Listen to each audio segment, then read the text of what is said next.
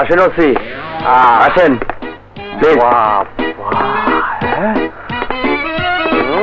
আসেন। আরে খাড়াও দেখালোই, শালা পুরো শয়তানের আড্ডাখানা। হ্যাঁ এই দেবরটা কি করেন? আরে আশীর্বাদ আশীর্বাদ। আসেন, চলো চলো। আরে আসো কি আসো বড় ভাই, ওসিরে সবকিছু দেখাই নিয়ে এলাম। সাবাস, তুই ভাইয়ের মতো কাম করছস। বাবা বাবা বাবা বাবা, ভাই ভাই কি মিল। আরে ধন্য, আমি ধন্য বড় ভাই। আরে আপনার এলাকায় না এলে এই দৃশ্য আমার দেখাই হতো না।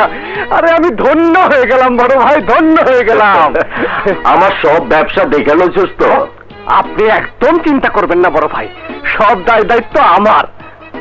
আরে আপনি শুধু এই মহলে বসে টাকা গুনবেন, আর আমার থানা থেকে পুলিশ এসে আপনার টাকার মাল বুঝিয়ে দেবে। বাবা আসলে খুব কামের লোক।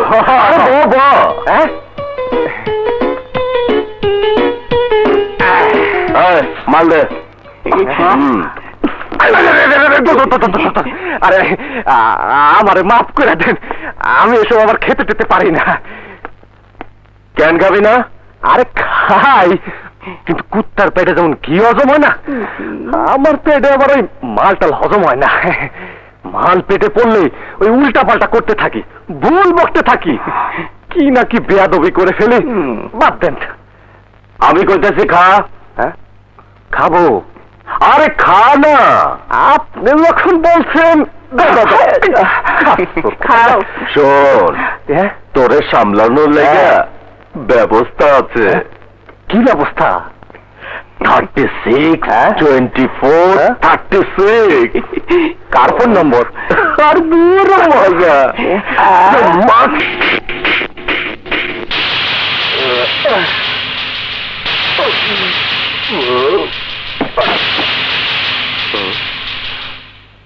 শালা তো পার মাতাল। মদনা, এই শালারে বাড়িতে পৌঁছে দে।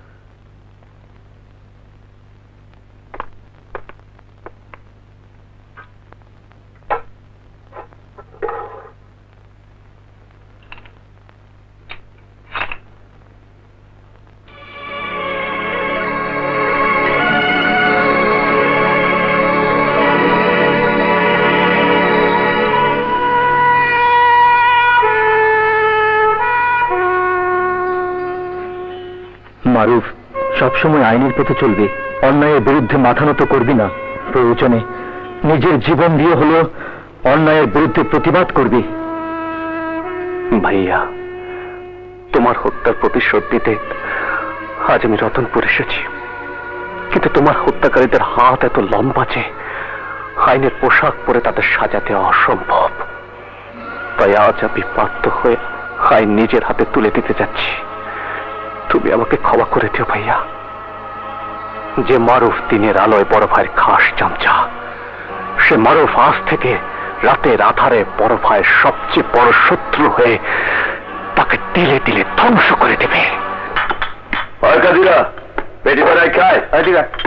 এই নিয়ে কয়টা হলো? 20টা। আরো 15 পেটি বাকি আছে। ঢাকার থেকে পার্টি আইব, তাড়াতাড়ি হাত চালা।